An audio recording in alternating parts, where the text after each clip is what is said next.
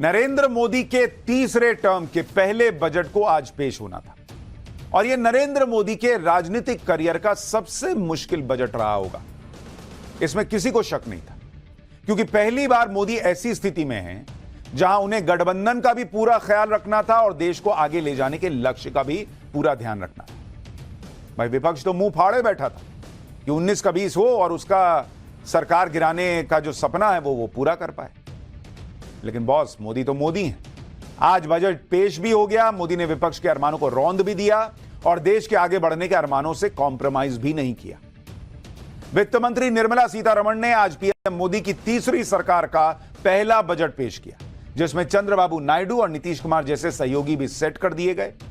सरकार पूरे 5 साल चलेगी, यह मैसेजिंग कर दी गई और विकसित भारत के विजन के मुताबिक नई नई स्कीम्स लॉन्च हुई। मिडिल क्लास, किसान, युवा, महिला सबके विकास के लिए फंड का ऐलान कर दिया गया। यानी पहली बार गठबंधन के नंबर के सहारे सरकार चला रहे मोदी फुल नंबर से पास होते दिखे इस बजट में कई ऐसी चीजें भी थी जो इतनी अच्छी हैं कि इंडी गठबंधन में मार मच गई कि उसका क्रेडिट हमको लेना है। बोलने लगे कि मोदी जी ने हमारी नकल करके यह बजट बना लिया। इतना ही नहीं, जो विपक्ष कल तक कह रहा था कि सरकार तो गिरनी ही गिरनी है, मोदी किसी को कुछ ना देने वाले, अब इसे सरकार बचाओ बजट बता रहा है। बजट को लेकर इंडी गठबंधन आज कितना कंफ्यूज दिखा और आपके लिए बजट में क्या है और आम आदमी के फेवरेट सब्जेक्ट इनकम टैक्स के स्लैब में आपके लिए कितना फायदा है, यह सब आज आपको विस्तार से इस चैप्टर में बताऊंगा। लेकिन पहले बजट के हाइलाइट्स बताता हूं जिससे बजट का निचोड़ आपको समझ में आ सके। इस बजट में नरेंद्र मोदी ने सबका साथ सबका विकास की झलक दिखाई, यानी बजट में सबके लिए कुछ ना कुछ प्रावधान किया गया है। नरेंद्र मोदी जिन 4 प्रमुख जातियों की बात करते हैं, जिसमें वो कहते हैं कि भाई किसान है, महिला है, युवा है और गरीब है, उनका खास ध्यान बजट में दिखा। बजट में लाखों करोड़ों नौकरी बांटने जैसे बड़े बड़े वादे नहीं किए गए, बल्कि ज्यादा प्रैक्टिकल अप्रोच अपनाई गई और रोजगार जनरेट करने पर जोर दिया गया। स्किल डेवलपमेंट पर जोर दिया गया है ताकि जो युवा हैं वो इंडस्ट्री की डिमांड के मुताबिक स्किल्ड लेबर तैयार हो सके और वो उसमें काम कर सके। बजट में किसानों के लिए खास प्रावधान किया गया। एग्रीकल्चर और उससे जुड़े सेक्टर को ज्यादा पैसा अलॉट किया गया। टैक्स की व्यवस्था को आसान बनाने के लिए इनकम टैक्स से जुड़े कानून की समीक्षा की बात कही गई। मिडिल क्लास को राहत देते हुए टैक्स में छूट का दायरा बढ़ाया गया। भविष्य की चुनौतियों को देखते हुए बजट में सौर ऊर्जा, परमाणु ऊर्जा और क्लाइमेट चेंज के चैलेंज का भी जिक्र किया गया। इंफ्रास्ट्रक्चर और मैन्युफैक्चरिंग सेक्टर पर जोर दिया गया ताकि देश की विकास की गति बनी रह सके। बजट में और क्या क्या खास है, यह सब आपको आगे विस्तार से बताने वाला हूं। लेकिन उससे पहले एक बार सुनिए बजट को लेकर प्रधानमंत्री मोदी ने क्या कहा, फिर बताऊंगा कि इस बजट में प्रधानमंत्री नरेंद्र मोदी ने अपने 2 बड़े सहयोगियों चंद्रबाबू नायडू और नीतीश कुमार को क्या क्या दिया। नौजवानों को अनगिनत नए अवसर देने वाला बजट है। इस बजट से शिक्षा और स्किल को नई स्केल मिलेगी। ये मिडिल क्लास को नई ताकत देने वाला बजट है। ये जनजातीय समाज, दलित, पिछड़ों को सशक्त करने की मजबूत योजनाओं के साथ आया है। इस बजट से महिलाओं की आर्थिक भागीदारी सुनिश्चित करने में मदद मिलेगी। ये बजट समाज के हर वर्ग को शक्ति देने वाला बजट है। ये देश के गांव, गरीब किसान को समृद्धि की राह पर ले जाने वाला बजट है। बजट में आंध्र प्रदेश और बिहार के लिए खास प्रावधान किए गए। दोनों राज्यों को स्पेशल स्टेटस तो नहीं दिया गया, लेकिन उसके बदले जो दिया गया वो स्पेशल स्टेटस से कम नहीं लग रहा। सड़क परियोजनाओं के लिए बिहार को 26,000 करोड़ रुपए दिए गए हैं। 21,400 करोड़ रुपए की लागत से बिहार में पिरपैंती में नए बिजली संयंत्र को लगाने का प्रावधान है। बिहार को बाढ़ से बचाने के लिए 11,500 करोड़ रुपए दिए गए हैं, जो बिहार के लिए एक बड़ी समस्या है, बाढ़ वाली। बिहार में 2 प्रमुख धार्मिक स्थलों में कॉरिडोर बनाकर उसे धार्मिक नगरी के रूप में विकसित किया जाएगा। नालंदा को पर्यटन स्थल के रूप में विकसित करने के लिए मोदी सरकार मदद देगी। बिहार में उद्योगों को बढ़ाने के लिए गया में औद्योगिक केंद्र के विकास में मोदी सरकार मदद करेगी। बिहार में पटना पूर्णिया एक्सप्रेसवे, बक्सर भागलपुर एक्सप्रेसवे यानी 2 एक्सप्रेसवे और बनेंगे। बक्सर में गंगा नदी पर 2 लेन का नया ब्रिज बनाया जाएगा। इसके अलावा नए airport, medical college, sports infrastructure को डेवलप करने का ऐलान किया गया। अलग अलग एजेंसीज से बिहार के लिए आर्थिक मदद भी अरेंज किया जाएगा। यानी आम बजट में मोदी सरकार ने बिहार को 50,000 करोड़ से भी ज्यादा का फंड दे दिया। स्पेशल पैकेज से बिहार में एनडीए के सहयोग की चहक उठे। वो एकदम बम बम है। बिहार के सीएम नीतीश कुमार और चिराग पासवान क्या कह रहे हैं, सुनिए एक बार, फिर बताता हूं कि चंद्रबाबू नायडू को इस बजट में क्या मिला है। बात हो रहा था विशेष राज्य का दर्जा पहले से खत्म हो गया है। हम लोगों ने कह दिया कि विशेष राज्य का दर्जा दीजिए या विशेष अधिकार के लिए मदद दीजिए, यहाँ के लिए जो जरूरत है बिहार के लिए। तो हम लोगों ने शुरू से कह दिया था कि या बिहार को विशेष तौर पर मदद करिए इसके लिए। अब उसी में उन लोगों ने कई चीजों का मदद करने का घोषणा कर दिया है। तो हम लोग कहना था कि भाई असल चीज है कि हम लोगों को जो हम लोग इतना काम कर रहे हैं तो उसमें अगर केंद्र से बहुत सारे चीजों में और ज्यादा अतिरिक्त मदद मिलेगा तो फायदा होगा। जो लोग इस बात का हो हल्ला मचाते हैं कि बिहार को विशेष राज्य का दर्जा नहीं मिला, विशेष राज्य का दर्जा नहीं मिला, ये वही विपक्ष के लोग हैं जिनके पास ये जानकारी का अभाव है कि इन्हीं की सरकार में, यूपीए की सरकार में मनमोहन सिंह जी के दौरान ही नीति आयोग में इस तरीके के प्रावधान किए गए थे जिसके बाद किसी भी राज्य को विशेष राज्य का दर्जा मिलना लगभग नामुमकिन के करीब हो गया था। बहरहाल हम लोग की मांग रही थी कि जब तक विशेष राज्य के दर्जे का दर्जा हम लोग को नहीं मिलता, स्पेशल पैकेजेस हम लोग को दिए जाएं। मैं धन्यवाद करूंगा मेरे प्रधानमंत्री आदरणीय नरेंद्र मोदी जी का। इस बजट में बिहार फर्स्ट, बिहारी फर्स्ट को भी धरातल पर उतारने के प्रावधान दिए गए। यानी बिहार से जितने सहयोगी हैं सब बम बम है, नीतीश कुमार हो, चिराग पासवान हो। अच्छा, बजट में पीएम मोदी ने अपने दूसरे सबसे बड़े सहयोगी चंद्रबाबू नायडू का भी पूरा ध्यान रखा। चंद्रबाबू नायडू आंध्र प्रदेश के लिए लगातार फंड मांग रहे थे। उन्हें अमरावती को आंध्र प्रदेश की नई राजधानी विकसित करने के लिए फंड की जरूरत थी। बजट में अमरावती के लिए 15,000 करोड़ रुपए की अतिरिक्त मदद का ऐलान किया गया और यह भी भरोसा दिया गया कि आने वाले सालों में भी एक्स्ट्रा फंड दिया जाएगा। इसके अलावा गोदावरी नदी पर बनी पोलावरम सिंचाई परियोजना के लिए भी मदद का भरोसा दिया गया। इस योजना को आंध्र प्रदेश के किसानों की लाइफलाइन कहा जाता है। इस योजना को पूरा करना चंद्रबाबू नायडू की प्राथमिकता में सबसे ऊपर है। आंध्र प्रदेश के कुछ पिछड़े इलाकों के विकास के लिए भी मदद का ऐलान किया गया। इंडस्ट्रियल यूनिट्स को विकसित किया जाएगा।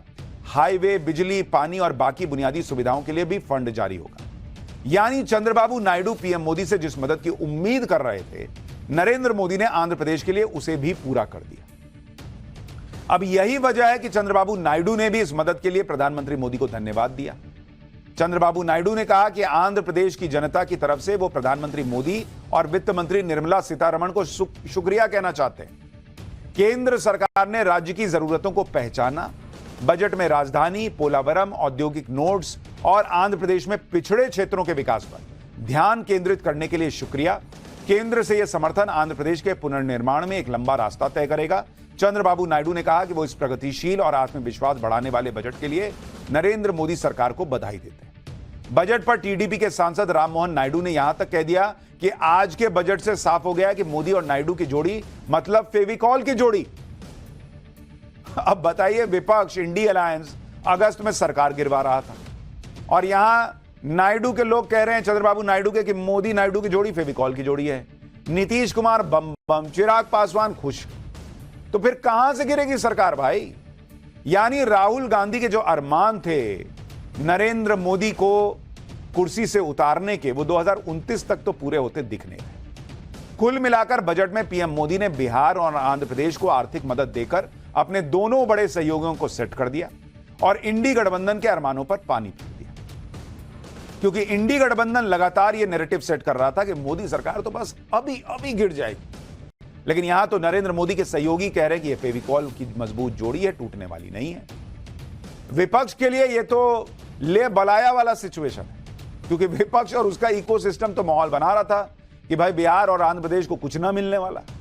यहां मामला पलट गया। इंडी अलायंस के नेता अब नरेंद्र मोदी को घेर तो रहे हैं, लेकिन खुद ही ये बात एक तरह से मान भी रहे हैं कि अब मोदी सरकार नहीं गिरने वाली। बजट पर लोकसभा में नेता प्रतिपक्ष राहुल गांधी ने कहा कि यह कुर्सी बचाओ बजट है, मतलब आप मान रहे हैं कि कुर्सी बच गई। राहुल गांधी ने इस बजट को सहयोगियों को खुश करने वाला बता दिया और कहा कि दूसरे राज्यों की अनदेखी कर एनडीए सहयोगियों को खोखले वादे किए गए। राहुल गांधी ने कहा कि मोदी सरकार यह बजट अपने मित्रों को खुश करने के लिए लाई है। इससे एए यानी अडानी अंबानी को लाभ होगा और आम भारतीय को कोई राहत नहीं मिलेगी। राहुल गांधी ने इसे कॉपी पेस्ट बजट भी बताया। यह दावा किया कि बजट कांग्रेस के घोषणा पत्र और पिछले बजट से कॉपी किया गया। राहुल गांधी के अलावा बजट को लेकर अखिलेश यादव और कांग्रेस के दूसरे नेताओं ने क्या कहा है वो सुनिए, फिर आपको बताता हूं कि बजट को लेकर इंडी गठबंधन कैसे कंफ्यूजन में दिखा। मान लीजिए सरकार बचानी है तो अच्छी बात है कि बिहार को, आंध्र प्रदेश को कुछ विशेष पैकेज या विशेष योजनाओं से जोड़ा गया है। लेकिन उत्तर प्रदेश जैसा प्रदेश जो प्रधानमंत्री देता है, क्या वहाँ के किसान के लिए कुछ बड़े फैसले हैं? किसान की फसल की पैदावार, उसकी कीमत के लिए क्या कोई इंतजाम है? बेरोजगारी इन्होंने बढ़ाई है। 10 साल में जो इतनी बेरोजगारी बढ़ गई उसको कैसे कम करें, और वो भी आधी अधूरी नौकरी से। पूरा बजट मानो 2 प्रदेशों को और 2 विशेष राजनीतिक दल को तवज्जो दे रहा था, क्योंकि सरकार को कहीं ना कहीं अपनी कुर्सी बचानी है। तो सिर्फ कुर्सी बचाने के लिए ये पूरा बजट का सत्र बुलाया गया है। यहाँ पे मध्यम वर्ग, किसानों और बेरोजगार को ना कुछ मिला है। हाँ, वे उद्योगपति जो सरकार को, भाजपा को चंदा देते हैं, उनको नए नए तरीके मिले हैं कि कैसे वो अपना मुनाफा बढ़ा सके। तो पूरी तरीके से ये बजट व्यर्थ, कुर्सी बचाओ और उद्योगपति को और धनी करो का बजट ये हमें देखने को मिला। यानी इंडिया अलायंस कम से कम ये तो मान रहा है कि बिहार और आंध्र प्रदेश को भर भर के मिला, सरकार को खतरा नहीं है। इन्हीं के लॉजिक से अब ये खुद मान रहे हैं, लेकिन ये जो कह रहे हैं उसमें भी झोल है। बजट को लेकर इंडी गठबंधन ये आरोप भी लगा रहा है कि सिर्फ बिहार और आंध्र प्रदेश को ही आर्थिक मदद दी गई और विपक्ष के राज्यों को कुछ नहीं मिला। थोड़ी देर में इस आरोप का भी सच आपको बताऊंगा, लेकिन पहले यह देखिए कि बजट का विरोध करते हुए इंडी गठबंधन कैसे कन्फ्यूजियाया हुआ नजर आया। भाई, पहला कंफ्यूजन तो इनका यह है कि राहुल गांधी एक तरफ कह रहे हैं कि ये कॉपी पेस्ट बजट है, कांग्रेस के मैनिफेस्टो से कॉपी किया गया है। दूसरी तरफ इस बजट को अडानी अंबानी वाला बजट बता रहे हैं। अगर बजट आपकी कॉपी पेस्ट है तो आपने क्या अडानी अंबानी वाला मैनिफेस्टो बनाया था क्या? तो खुद ही कुछ कह रहे हैं, खुद ही कुछ हो रहा है। कह रहे हैं इस बजट में कुछ नहीं है, तो कुछ नहीं है तो फिर आपके मैनिफेस्टो से कॉपी क्या किया? और अगर मैनिफेस्टो से कॉपी किया है तो कुछ तो है बजट में। दोनों बातें एक साथ तो हो नहीं सकती, क्योंकि अगर ये कॉपी पेस्ट बजट है तो फिर अंबानी अडानी वाला बजट कैसे होगा? दूसरा कंफ्यूजन, एक तरफ इंडी गठबंधन कह रहा है कि नरेंद्र मोदी ने आधी अधूरी रेवड़ी बांटी ताकि एनडीए की सरकार बची रहे। अगर आधी अधूरी मदद ही दी गई तो कैसे चंद्रबाबू नायडू और नीतीश कुमार बजट की तारीफ कर रहे हैं? क्यों वो थैंक यू मोदी जी कह रहे हैं? और आप एक तरफ कह रहे हो कि आधी अधूरी दी, दूसरी तरफ कह रहे हो कि सब तो इन दोनों को ही दे दिया। तीसरा कंफ्यूजन, कल तक इंडी गठबंधन डंके की चोट पर कह रहा था कि नरेंद्र मोदी की सरकार गिर जाएगी। आज कह रहा है कि नरेंद्र मोदी ने तो अपनी सरकार ही बचा ली। 2 दिन पहले कुछ कहते हैं, 2 दिन बाद कुछ। चौथा कंफ्यूजन, बिहार को मिली आर्थिक मदद पर अब इंडी गठबंधन कह रहा है कि मदद का ऐलान तो हो गया, लेकिन मदद पहुंचने में कितना इंतजार करना होगा यह पता नहीं। जब मदद नहीं मिली थी तो कह रहे थे कि मोदी सरकार तो बिहार को कुछ देने वाली नहीं है, कोई मदद नहीं मिलने वाली। अब ऐलान कर दिया तो कह रहे हैं कि मदद पहुंचने ही वाली नहीं है। पांचवां कंफ्यूजन, इसी तरह आंध्र प्रदेश के लिए इंडी गठबंधन के कुछ नेता कह रहे हैं कि बजट में तो बिहार और आंध्र प्रदेश का को ही सब कुछ बांट दिया। दूसरी तरफ कांग्रेस के नेता जयराम रमेश कह रहे हैं कि चंद्रबाबू नायडू के भरोसे मोदी सरकार चल रही है, फिर भी वो सिर्फ अमरावती के लिए स्पेशल फाइनेंशियल सपोर्ट ही ले पाए, उनको ज्यादा कुछ मिला नहीं। तो एक बार मन तो बना लो बॉस कि सब बिहार आंध्र प्रदेश को दे दिया या बिहार आंध्र प्रदेश को कुछ नहीं दिया। एक बार मन बनाओ, आधे बोल रहे हो दे दिया सब, आधे पिन मार रहे हो कि देखो तुमको कुछ नहीं मिला। छठा कंफ्यूजन, इंडी गठबंधन से जुड़े समाजवादी पार्टी के सांसद अवधेश प्रसाद आरोप लगा रहे हैं कि बजट में अयोध्या की अनदेखी की गई, जबकि यही लोग अयोध्या की हार पर नरेंद्र मोदी को कहकर घेर रहे थे कि अयोध्या को चमकाने और राम मंदिर बनाने के बावजूद बीजेपी हार गई। तो पहले आप खुद मान रहे थे कि अयोध्या को चमका दिया, अब कह रहे हैं बजट में कुछ नहीं दिया। यानी इंडी गठबंधन क्या बोलता है, क्या नैरेटिव बनाता है, आपस में तय तो कर लो भाई। चित भी मेरी, पट भी मेरी, सिक्का भी मेरा ही, सब कुछ कर लो, लेकिन पहले मन तो बना लो कि बोलना क्या है।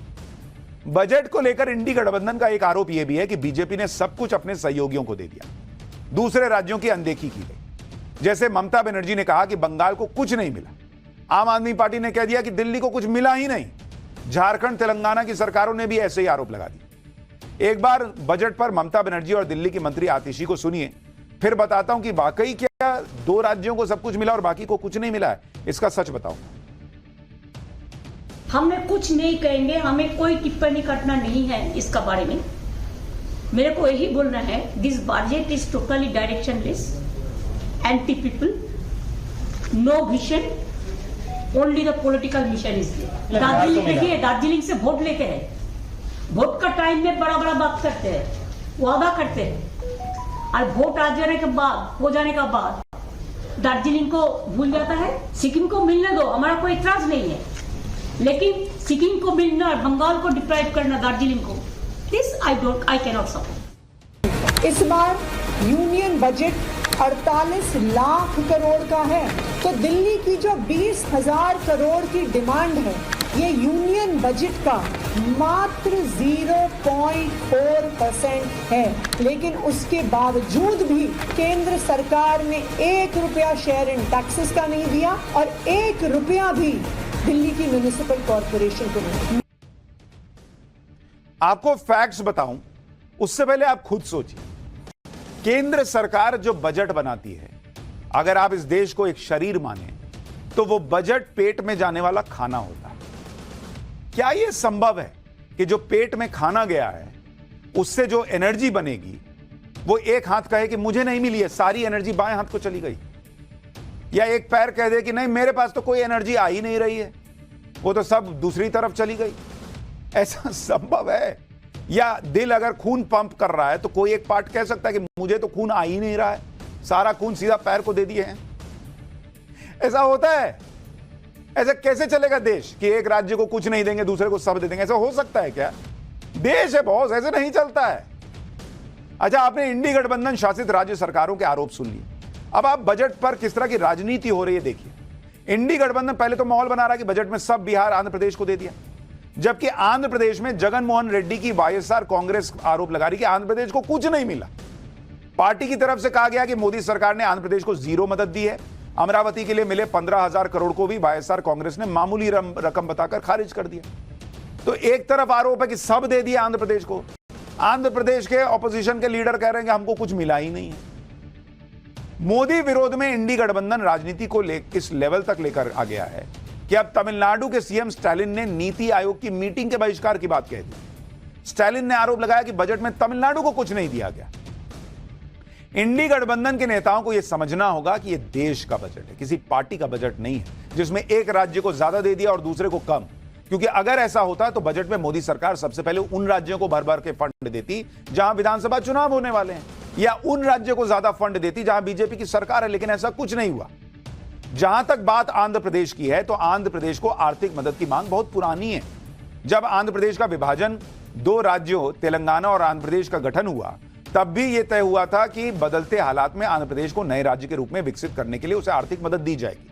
और जहां तक बिहार का सवाल है तो बिहार में आर्थिक पिछड़ेपन की कहानी किसी से छिपी नहीं।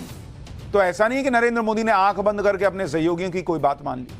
अगर ऐसा करना होता तो मोदी सरकार दोनों राज्यों को विशेष राज्य का ही दर्जा दे देती। यह भी समझना होगा कि बजट में जो भी पैसा हेल्थ के लिए या इंफ्रास्ट्रक्चर के लिए दिया जाता है वो किसी राज्य को देखकर थोड़ी मिलता है, बल्कि यह सबके लिए होता है। जैसे पीएम आवास योजना के तहत जो 1 करोड़ घर और बनेंगे, वो ऐसा नहीं है कि सिर्फ बिहार और यूपी में बनेंगे, बंगाल में भी बनेंगे। 100 बड़े शहरों में वाटर सप्लाई एंड सैनिटेशन को सुधारा जाएगा। तो ऐसा नहीं कि 100 बड़े शहर सिर्फ बीजेपी के राज्यों वाले हैं। आम आदमी को जो टैक्स में राहत मिली वो बंगाल के लोगों को भी मिली है और दिल्ली के लोगों को भी मिली है। जो बजट में युवाओं के लिए रोजगार के प्रावधान किए गए, उन्हें ट्रेनिंग देने की बात कही गई है, वो किसी एक राज्य के लिए है क्या? और ऐसी लंबी लिस्ट है जहां बजट के तहत जो स्कीम्स है वो सभी राज्यों के लिए है। तो इंडी गठबंधन ये कैसे माहौल बना रहा है कि बॉस हमको तो कुछ दिए नहीं, हमको तो कुछ दिए नहीं। आप ये भी देखिए कि मोदी सरकार ने पूर्वी राज्यों के विकास के लिए पूर्वोदय स्कीम नाम की एक योजना लाई है। इस योजना के दायरे में बिहार है, झारखंड है, पश्चिम बंगाल है, ओडिशा और आंध्र प्रदेश शामिल है। इस योजना के तहत इन राज्यों के बुनियादी विकास पर ध्यान दिया जाएगा ताकि ये क्षेत्र विकसित भारत के लक्ष्य को प्राप्त करने में अग्रिम भूमिका निभा सके। तो बॉस इसमें तो बंगाल है, तो कैसे आपको कुछ नहीं मिला? आप खुद देखिए, नरेंद्र मोदी जिन विकसित भारत का सपना बुन रहे हैं उनमें पश्चिम बंगाल की भी अहम भूमिका है और झारखंड की भी भूमिका है। अब ऐसा तो नहीं हो सकता ना कि नरेंद्र मोदी विकसित भारत का सपना साकार करें और विपक्ष के राज्यों की जानबूझकर अनदेखी कर दें। ऐसा हो सकता है कि एक देश विकसित होगा, उसमें बंगाल को कुछ नहीं मिलेगा। अच्छा, इस बार के बजट को देखने के बाद इंडी गठबंधन कह रहा है कि उनके राज्यों को फूटी कौड़ी नहीं मिली, लेकिन ऐसा हो ही नहीं सकता कि सरकार किसी राज्य को कुछ ना दे। जहां तक पक्षपात के आरोप की बात है, आपको पिछले साल के बजट के आंकड़े दिखाता हूं, जिससे यह पता चल जाएगा कि क्या मोदी सरकार बजट में पक्षपात करती है, क्योंकि इस साल का आंकड़ा तो अभी आएगा जब पूरा बजट दिखेगा और उसको एनालाइज किया जाएगा। लेकिन आपको पिछले बार के आंकड़े में ही पता चल जाएगा कि 2023-24 में, 2023-2024 में जो राज्यों को फंड मिला, राज्यों को फंड, ये क्या मिला भाई सरकार की कमाई में से? सबसे ज्यादा नंबर 1 पे कौन था भाई? यूपी था। ठीक है, सबसे बड़ा राज्य है, इतनी बड़ी आबादी है, तो उसको 1,83,000 करोड़ मिला। 83 के करोड़ इतना मिला यूपी को।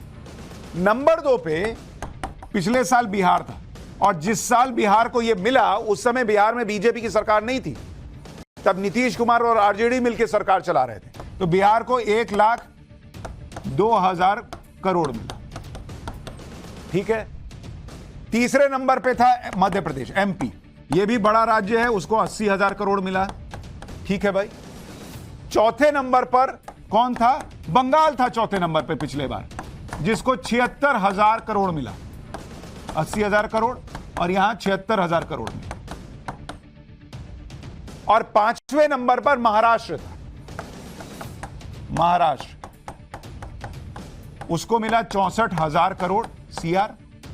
और 6ठे नंबर पे राजस्थान था, जिस राजस्थान को पिछली बार दिया गया था 61,000 करोड़। अब इसमें पिछले बार राजस्थान में कांग्रेस की सरकार थी, बंगाल यहां ममता बनर्जी की सरकार थी, बिहार में महागठबंधन की सरकार चल रही। टॉप 6 में 3 राज्य जिनको सबसे ज्यादा पैसा पिछली बार मिला था, वो 3 ऑपोजिशन के राज्य थे, और उसमें भी यूपी को इसलिए पहला मिलता है क्योंकि यूपी बहुत बड़ा राज्य है। तो यह कह देना कि हमको कुछ नहीं मिला, हमको कुछ नहीं मिला, बहुत ऐसे नहीं होता है। क्यों इस बार हर बार पे भ्रम फैलाना, झूठ फैलाना?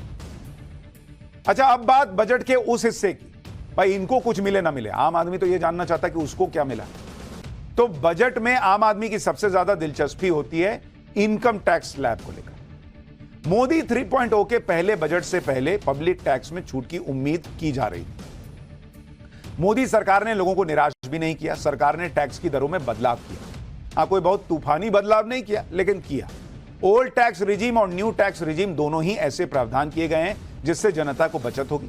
पहले आप देखिए कि न्यू टैक्स रिजीम में जो टैक्स स्लैब है उसमें क्या बदलाव हुआ है।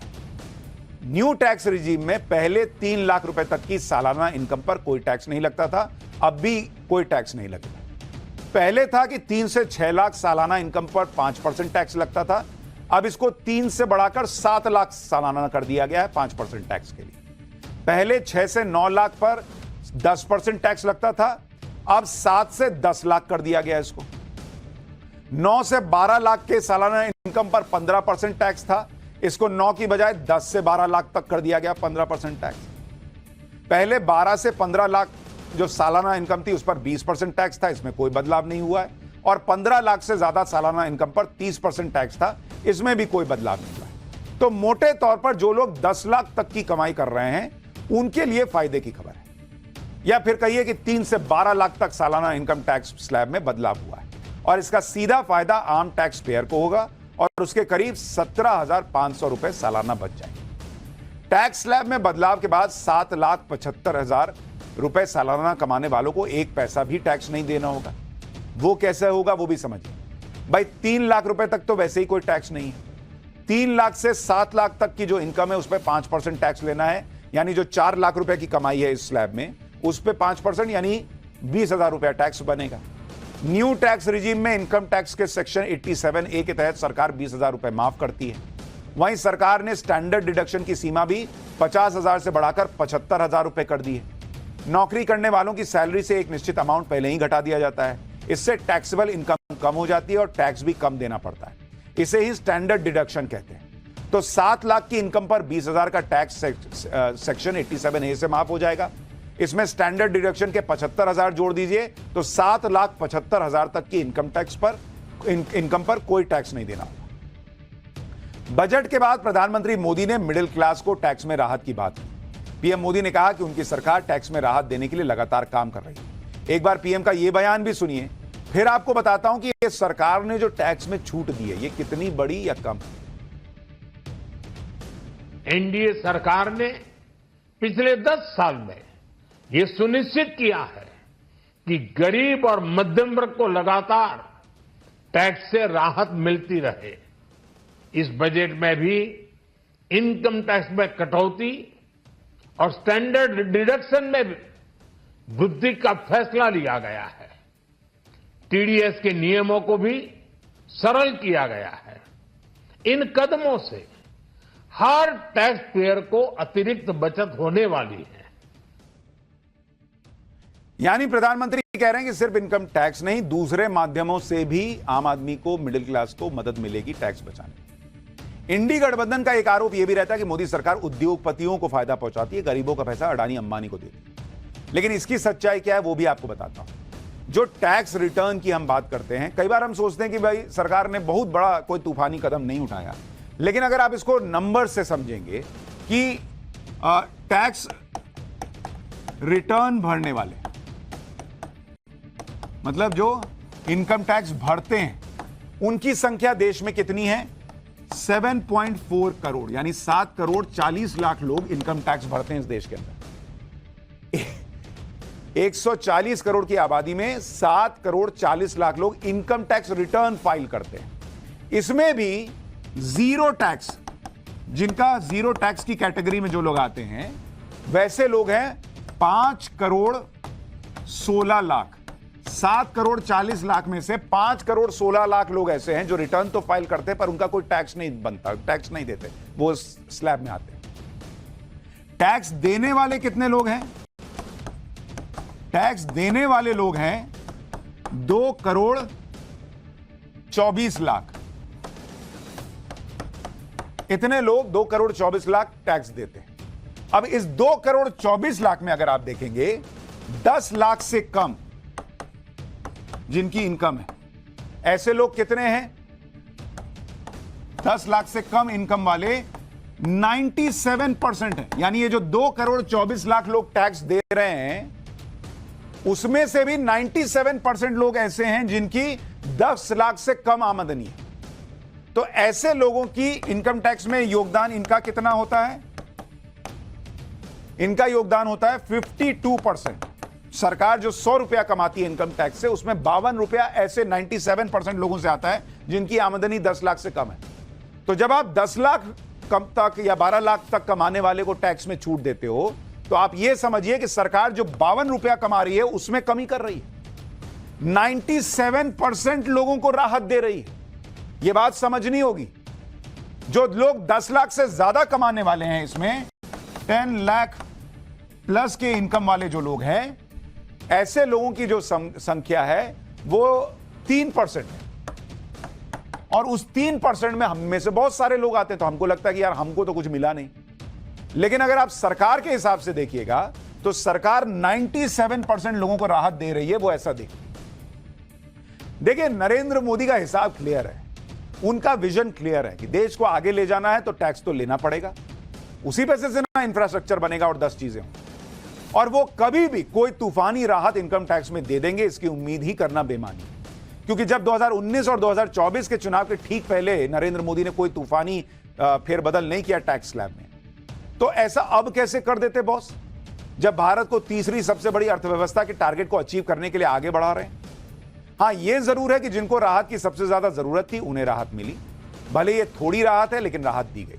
लेकिन इस बार मिडिल क्लास को और भी बहुत कुछ मिला है, उसके बारे में बताऊं उससे पहले पब्लिक बजट पर क्या बोल रही है, एक बार वो रिएक्शन सुनिए। टैक्स स्लैब कम करना ये बहुत बड़ी राहत है। महिलाओं का भी ख्याल रखा है, स्टार्टअप के लिए भी बोला है, उसमें महिलाओं को भी लाभ मिलेगा। देखा हूँ कि मिडिल क्लास को कहीं किसी तरह से गवर्नमेंट को ऐसी कोई छूट नहीं मिल रही है कि हाँ मिडिल क्लास वो खुश हो, बाकी सारी लोगों को दिया जा रहा है। नहीं, कुछ चीजें तो अच्छी हुई हैं जिसको हम डिनाई नहीं कर सकते। जैसे कुछ दवाइयां हैं जो कैंसर है, बाकी चीजें हैं सारी, उन पर काफी 15% से 20% कम किया गया है। पिछले 30-40 साल का बजट देख रहा हूँ, लेकिन इस तरह की व्यवस्था तो कभी हुई नहीं थी स्टार्टअप के लिए लोन के लिए, बिना गारंटी के आपको लोन स्टार्टअप के लिए दे रही है गवर्नमेंट। कुल मिलाकर के बजट अच्छा है, महिलाएं खुश हुई है, आत्मनिर्भर बनाने की तरफ एक कदम है, महिलाओं को और आगे बढ़ाने की तरफ कदम है। मोटे तौर पर पब्लिक भी कह रही है कि बजट ठीक लग रहा है। मोदी सरकार के बजट में मिडिल क्लास का पूरा ध्यान रखा गया। मिडिल क्लास को राहत और फायदा देने के लिए जो ऐलान किए गए वो भी आपको बताता हूं। मुद्रा लोन की लिमिट 10 लाख रुपए से बढ़ाकर अब 20 लाख कर दी गई। मतलब अगर आपको अपना बिजनेस करना है तो जो लोन पहले 10 लाख तक का मिलता था, सरकार कह रही है कि 20 लाख रुपए आप लोन लो और बिना किसी गारंटी के ये मुद्रा लोन मिलता है बॉस। शहरों में रहने वाले गरीबों के लिए 1 करोड़ घर बनाने का ऐलान हुआ है।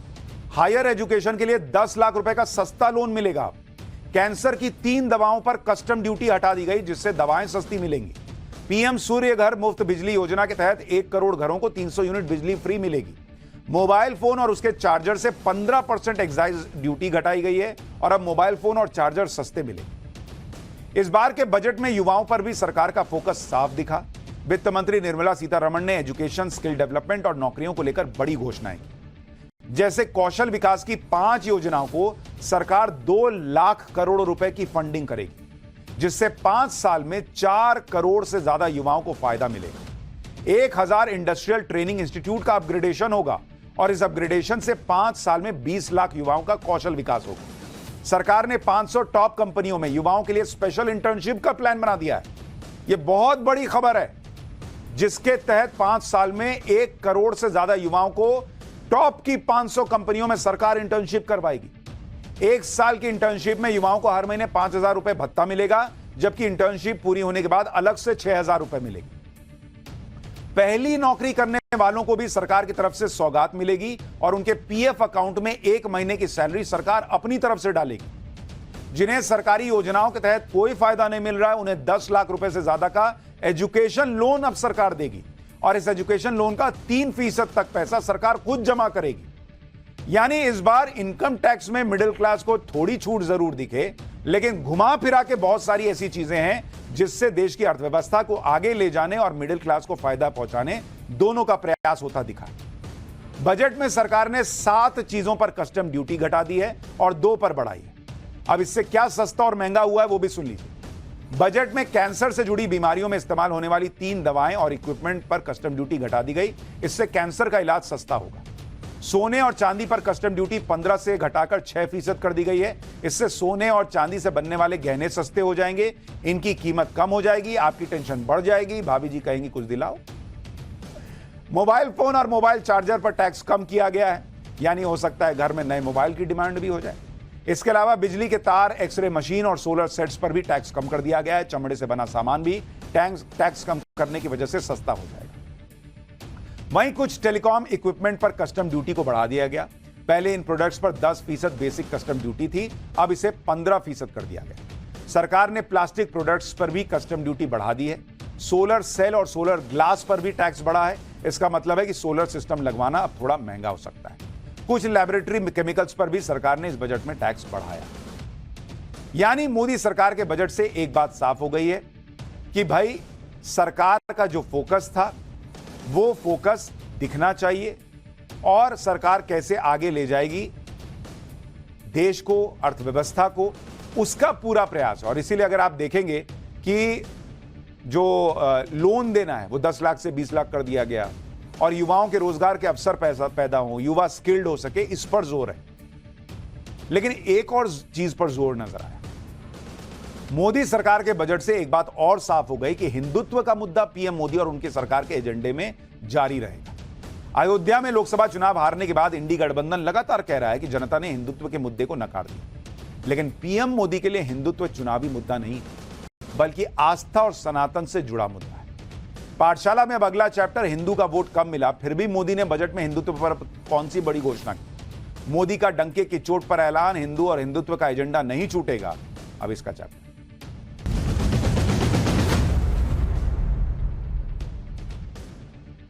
नरेंद्र मोदी वो नेता हैं जो बिना संकोच सनातन की बात करते हैं, बिना किसी हिचक के हिंदुत्व पर अपनी बात रखते हैं भले ही विपक्ष आरोप लगाता रहे कि हिंदू वोट बैंक को खुश करने के लिए नरेंद्र मोदी हिंदुत्व की बात करते हैं। यह किसी से छुपा नहीं है कि राम मंदिर आंदोलन में कार्यकर्ता होने से लेकर प्रधानमंत्री बनने तक नरेंद्र मोदी लगातार एक्टिव है। नरेंद्र मोदी फेक सेक्युलरिज्म के चक्कर में नहीं पड़ते।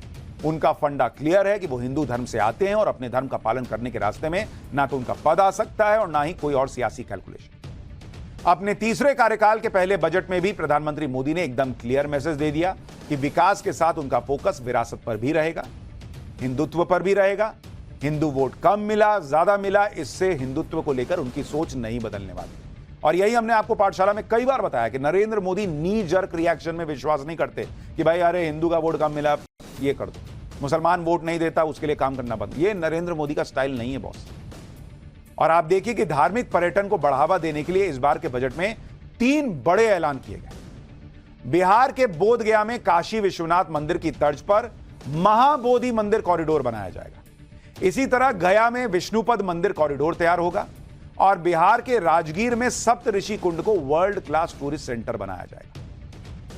यानी नरेंद्र मोदी की जो ये पॉलिटिक्स है जिसमें मंदिर की सनातन की बात है, वो इस बजट में भी उसकी झलक दिखी। सबसे खास बात यह है कि ये तीनों ही जगह बिहार में है, जिसको विशेष राज्य का दर्जा देने के मुद्दे पर इंडी गठबंधन पीएम मोदी पर निशाना साध रहा था और एनडीए में फूट डालने की कोशिश कर रहा था।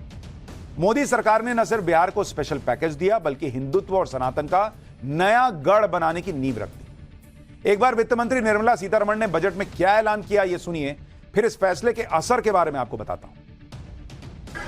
Vishnupad temple at Gaya and Mahabodhi temple at Bodh Gaya in Bihar are of immense spiritual significance.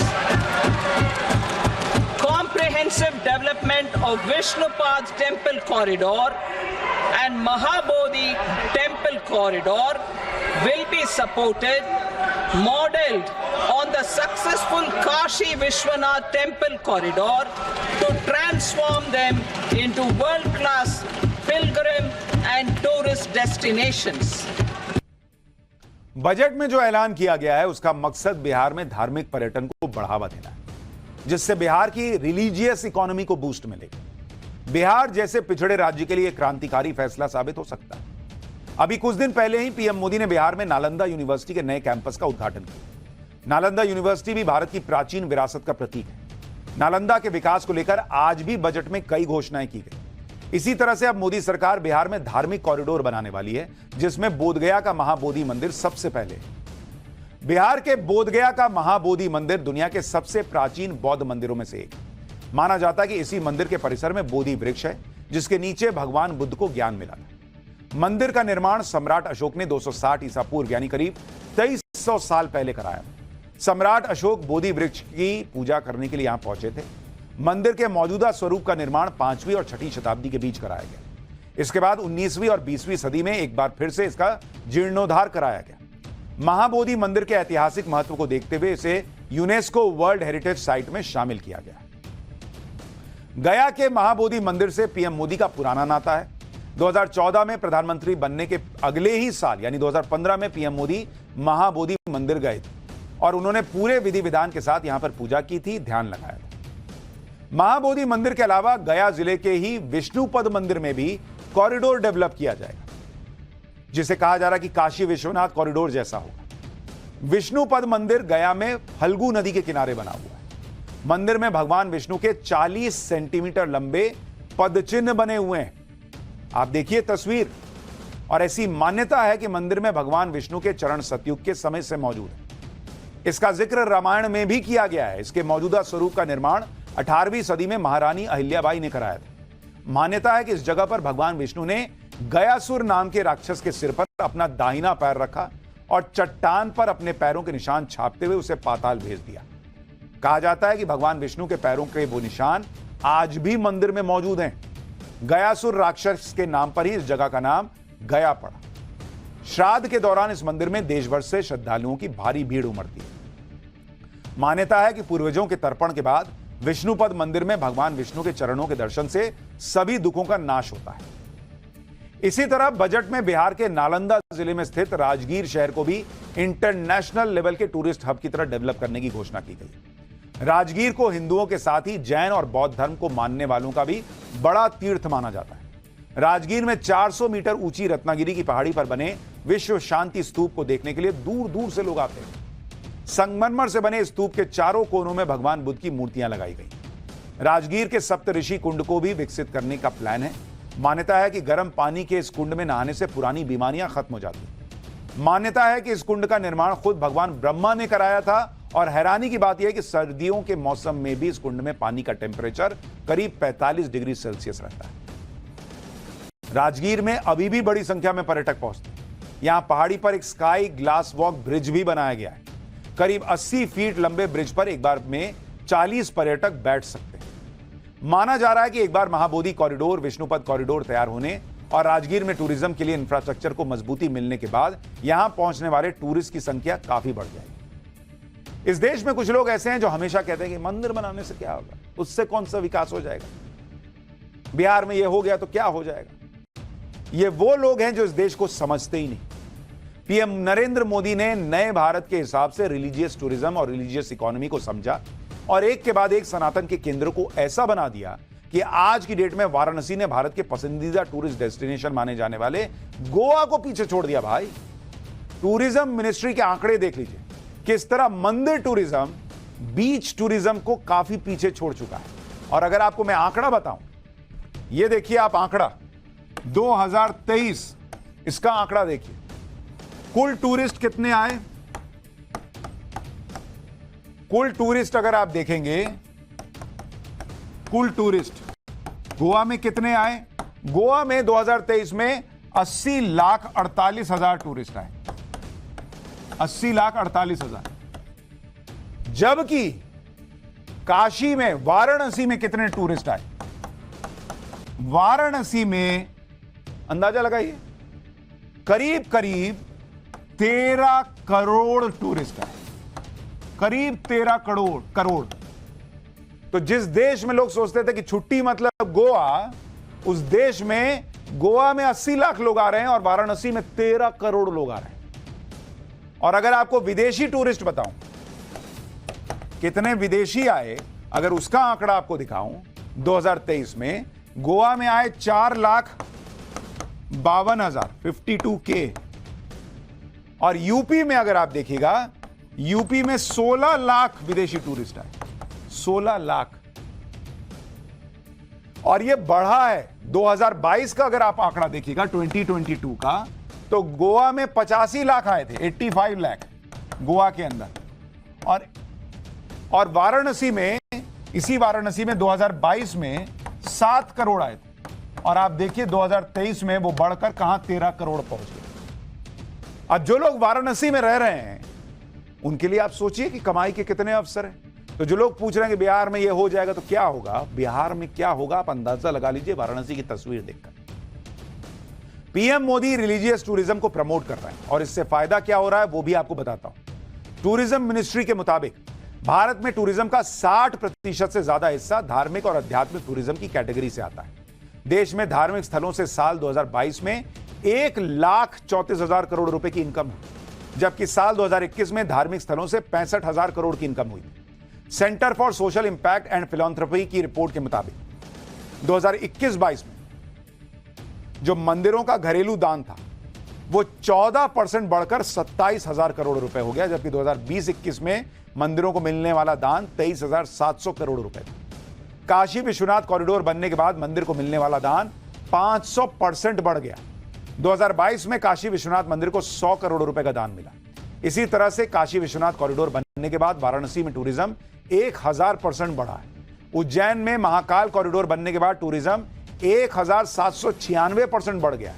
एक रिपोर्ट के मुताबिक 2030 में धार्मिक पर्यटन के क्षेत्र में कुल 14 करोड़ नौकरियां बढ़ने वाली हैं। तो जो लोग ये पूछ रहे हैं कि बिहार में ये रिलीजियस टूरिज्म से क्या होगा, आप अंदाजा लगाइए कि क्या होगा। अगर किसी क्षेत्र में पर्यटकों की संख्या बढ़ती है तो उस क्षेत्र के लोगों का फायदा होता है, क्योंकि टूरिस्ट अपने साथ हजारों करोड़ रुपए का बिजनेस लेकर आते हैं। और वो धर्म देखकर बिजनेस नहीं करते कि रिक्शे वाले पे चढ़ूंगा तो वो रिक्शा वाला जो है वो फलाने धर्म का है या नहीं, खाना कहां खा रहा हूं, किस होटल में रुक रहा हूं, सबका हिसाब किताब सेट हो जाता है। वित्त मंत्री निर्मला सीतारमण ने भले ही आज बजट में विकास और विरासत की बात कही, जबकि पीएम मोदी एक दिन पहले ही इसका जिक्र कर चुके थे। मौका था दिल्ली के भारत मंडपम में हो रही वर्ल्ड हेरिटेज कमेटी की 46वीं बैठक का। इसमें पीएम मोदी ने काशी विश्वनाथ कॉरिडोर और अयोध्या में राम मंदिर के निर्माण का जिक्र किया। उन्होंने साफ कर दिया कि विकास भी विरासत है। न्यू इंडिया का यह विजन बन चुका है। सुनिए एक बार पीएम को। भारत का तो विजन है, विकास भी विरासत भी। बीते 10 वर्षों में भारत ने एक और आधुनिक विकास के नए आयाम छुए हैं। वहीं विरासत पर गर्व का संकल्प भी लिया है। हमने विरासत के संरक्षण के लिए अभूतपूर्व कदम उठाए हैं। काशी में विश्वनाथ कॉरिडोर हो, अयोध्या में राम मंदिर का निर्माण हो, प्राचीन नालंदा विश्वविद्यालय का आधुनिक कैंपस बनाना हो, देश के कोने कोने में ऐसे अनेकों काम हो रहे हैं। विरासत को लेकर भारत के इस संकल्प में पूरी मानवता की सेवा का भाव जुड़ा है। अब यह भी देखिए कि बोधगया और गया में काशी विश्वनाथ मंदिर की तर्ज पर कॉरिडोर तैयार होगा तो श्रद्धालुओं और पर्यटकों की भी भीड़ जुटेगी। इसके लिए कनेक्टिविटी को भी तो बढ़ाना होगा। प्रधानमंत्री मोदी ने बजट में इसके लिए भी पूरा इंतजाम कर दिया। कनेक्टिविटी बढ़ाने के लिए बिहार में पटना पूर्णिया एक्सप्रेसवे और बक्सर भागलपुर एक्सप्रेसवे के अलावा बोधगया राजगीर वैशाली दरभंगा एक्सप्रेसवे और बक्सर में गंगा नदी पर 2 लेन वाला नया ब्रिज तैयार करने के लिए कह दिया गया। इन प्रोजेक्ट्स में करीब 26,000 करोड़ रुपए की लागत आई। यानी पूरी तैयारी के साथ नरेंद्र मोदी बिहार के लिए सोच रहे हैं और उम्मीद की जानी चाहिए कि इसका असर इंपैक्ट बिहार में दिखेगा। वो बिहार जहां पर इतने बुद्धिजीवी लोग रहते हैं जो देश में दुनिया में अपना प्रभाव छोड़ते हैं, लेकिन उसके बावजूद अगर बिहार पिछड़ा रहता है तो यह बड़ा सवाल खड़ा है।